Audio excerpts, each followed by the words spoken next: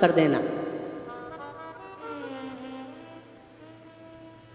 3 चीजें हमेशा सोच समझ कर देना। पहले नंबर पर है गौ माता। अपने पूर्वजों के निमित्त गाय अगर किसी को दान कर रहे हो, गौ दान कर रहे हो, तो पहले देखना जिस ब्राह्मण को तुम गाय दे रहे हो उस ब्राह्मण के घर में गाय बांधने की जगह है कि नहीं है। मालूम पड़ा चांदी के खुर के लिए, सोने के सींग के लिए, तांबे की पीठ के लिए, थोड़े से बर्तन भांडे, थोड़े सामान के लिए, थोड़े से आनंद, थोड़ा समय दूध दे रही है गाय, तो उस दूध के लिए ब्राह्मण देव लेकर चले गए। बाद में मालूम पड़ा कि बांधने की जगह नहीं, गाय ने दूध देना बंद करा। इन्होंने गाय को दूसरे को दे दिया, दूसरे ने तीसरे को दिया, तीसरे ने चौथे को दिया, चौथे ने पांचवे को दिया। बेचते बेचते बेचते बेचते वो गाय एक दिन कसाई के हाथ में चली गई और कसाई ने जब उस गाय को काटा, कसाई जब गाय को काट रहा था तब गाय किसी दूसरे को बद्दुआ नहीं दे रही थी, दे उसको रही थी जिसने संकल्प छोड़कर गाय का दान दिया था, उसको बद्दुआ दे रही थी।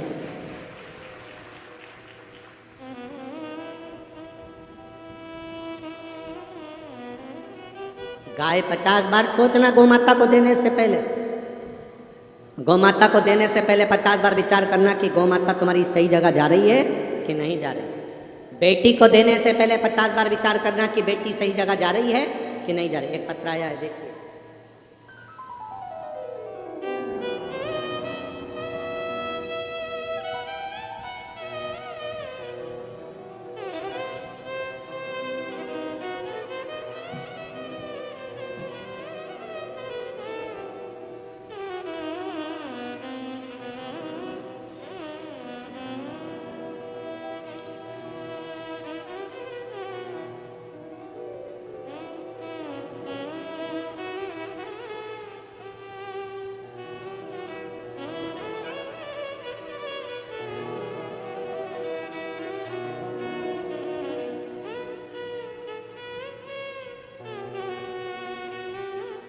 श्रीमती राधिका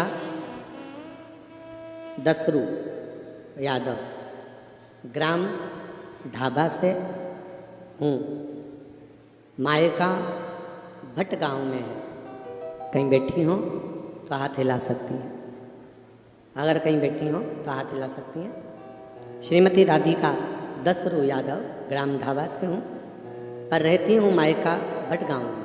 कहीं बैठी हैं? हाथ हिलाओ बहन एक बार। हाँ ठीक है, दिख है। पति देव आए साथ में, वो भी हाथ हिलाएं। श्री शिवाय नमस्तुभ्यं। गुरुदेव, मेरे माता पिता ने मेरी शादी कर दी, 13 साल शादी को हो गए। मेरे पति गलत संगति में पड़ गए थे, मदिरा पान करते और बहुत गलत जगह उनका जाना आना प्रारंभ हो गया। गुरुदेव, क्या करूं? 13 साल शादी के निकाले, दुख में निकले। फिर किसी ने कह दिया कि तुम सब काम छोड़ दो, टीवी पर कथा आती है, कभी 2 बजे आती है, कभी 1 बजे आती है, तुम उस कथा को सुना करो। सियोर वाला महाराज कथा कहता है शिव महापुराण की, आप उसे सुनो। मैंने कथा सुनना प्रारंभ करी। मेरे पति की भी कानों में उस टीवी की आवाज़ गई।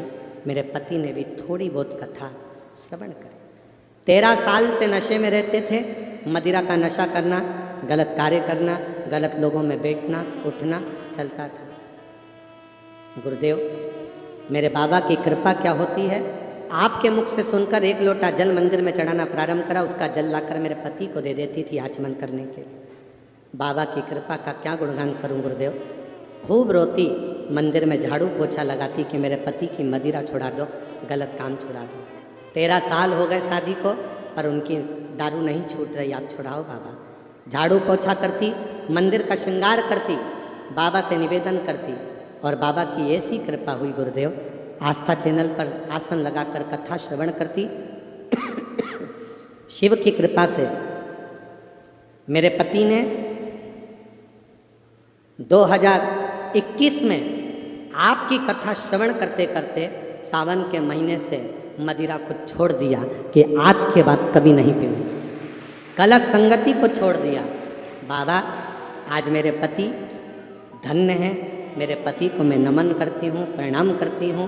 जिन्होंने शंकर के मंदिर में जाना चालू करा और मुझे आज कथा सुनाने के लिए हम दोनों पति पत्नी 2023 में 21 में दारू छोड़ी और 2023 में बाबा की कथा श्रवण करने के लिए यहाँ आए। मैं अपने पति के चरणों को भी नमन करती हूँ जिन्होंने अपने घर को संभाल लिया और 13 साल बाद मेरे बाबा की ऐसी कृपा हुई कि हम दोनों पति पत्नी जोड़े से 7 दिन के लिए कथा सुनने के लिए यहाँ कौड़िया गांव में आए हैं। ये शिव तत्व है। दोनों हाथ हिला दो एक बार।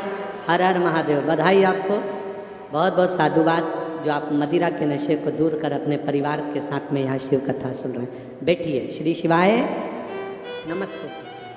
पहले तो जी मैं आपको धन्यवाद देता हूँ और आपके पति को भी धन्यवाद देता हूँ कि उन्होंने इस पत्र को लिखने में शर्म नहीं करी, संकोच नहीं करा और बाबा ने जो कृपा करी, आप दोनों ने पति पत्नी ने इस पत्र के माध्यम से लिखा, आपको धन्यवाद। और कहीं के होते तो पति मना कर देता कि तू मेरी इज्जत खराब कर रही है, क्यों लिख रही है। कहीं का होता तो ये सोचता, पर मेरे बाबा के दरबार में, मेरे शंकर के द्वार पर आप दोनों ने अपने दिल की बात लिखी, इसलिए दोनों पर बाबा की बड़ी कृपा बनी रहे, यही बाबा से प्रार्थना। शिव तत्व है, शंभु है। गाय अच्छी जगह देना, बेटी किसी ऐसे के साथ मत बांध देना कि बेटी को दुख हो, सोच समझ कर देना। पेट्रोल पंप मत देखना, शोरूम मत देखना, बड़ी दुकान मत देखना, खूब बड़ा बंगला मत देखना, क्योंकि बेटी की जिंदगी में सुख होगा तो झोपड़े में जाने के बाद भी महल बना लेगी, ये पक्का। देने से पहले, बेटी को देने से पहले पेट्रोल पंप, गाड़ी, बंगला, जमीन, जायदाद, प्रॉपर्टी ये मत देखना। बेटी को देने से पहले ये देखना जिस लड़के के साथ बेटी को ब्याह रहे हो वो बेटी का आदर करेगा कि नहीं करेगा, सम्मान करेगा कि नहीं करेगा, सत्कार करेगा कि नहीं करेगा। मालूम पड़े बेटी तो ब्याह दी तो उसको सास ससुर कितने दिन के, देवर जेठ कितने दिन के, ननन नंदोई कितने दिन के, बाराती आए कितने दिन के, रिश्तेदार कितने दिन के, रहना उसको पति के साथ है। अगर तुम्हारी बेटी का सम्मान भले गरीबड़ा हो पर तुम्हारी बेटी को इज्जत दे, सम्मान दे, सत्कार दे और उसको अपने हृदय से, आनंद से, प्रेम वश रखे तो समझ लो कि बेटी सुखी है, बाकी का जीवन व्यर्थ है। क्या देखना है?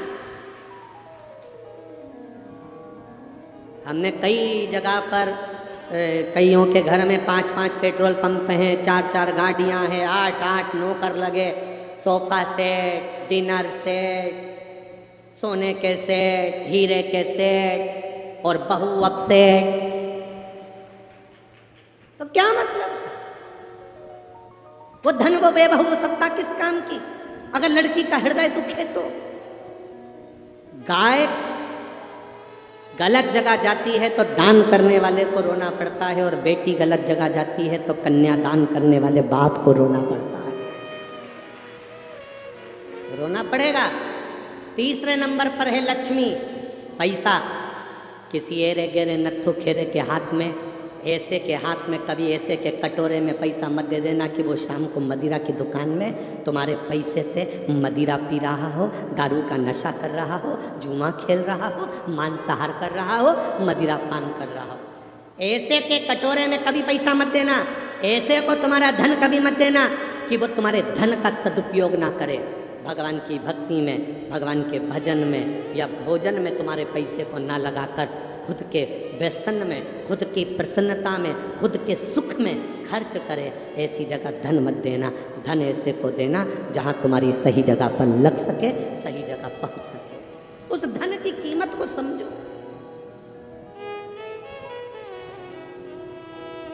गाय, बेटी और तीसरे नंबर पर लक्ष्मी। गलत जगह नहीं, श्रेष्ठ जगह, श्रेष्ठ जगह।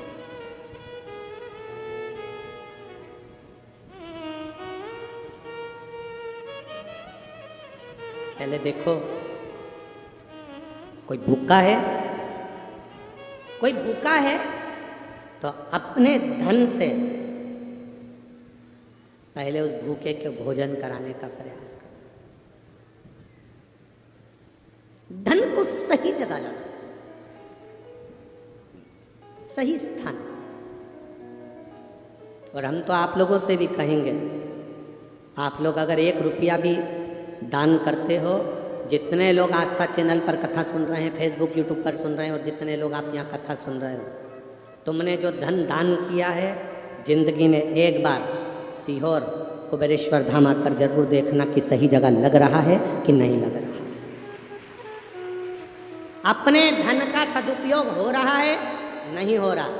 गौ माता ठाठ से रह रही कि नहीं रह रही, पंखे लगे कि नहीं लगे, गौ माता का स्नान हो रहा है कि नहीं हो रहा, गौ माता चारा हरा खा रही कि नहीं खा रही।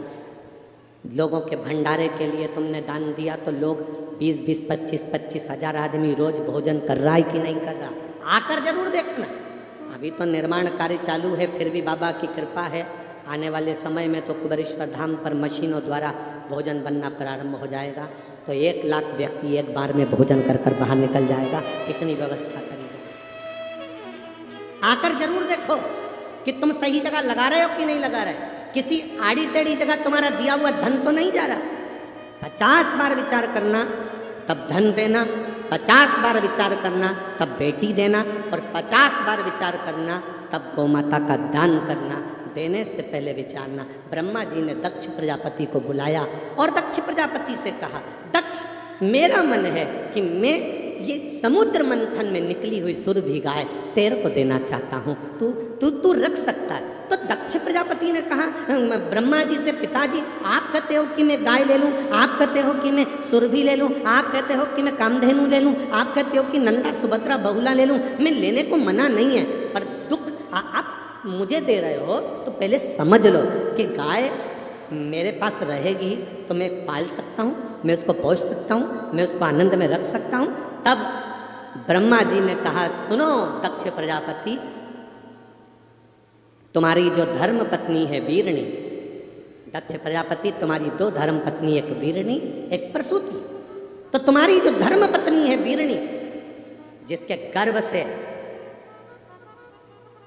गर्भ से 60 कन्याओं का जन्म हुआ।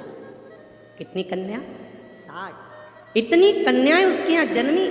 जब वो अपनी एक एक लड़की को इतने प्रेम से संभाल सकती है, एक माँ अपनी एक एक बेटी से इतना प्रेम करती है जितना वो अपने बेटे से नहीं करती, तो मेरा विश्वास कहता है कि दक्ष प्रजापति तुम्हारी धर्म पत्नी वीरणी इस गौ माता को अपनी बेटी मानकर पाल पोस कर बड़ा कर सकती है, इसको संभाल सकती है।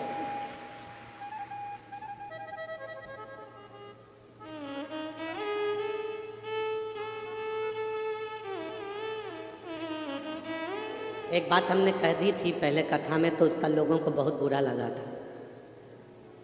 आप लोगों ने भी सुना होगा, व्हाट्सएप पे बहुत चला था और लोगों ने हमारे को बहुत कुछ बोला भी था। एक बात हमने कह दी थी कथा में,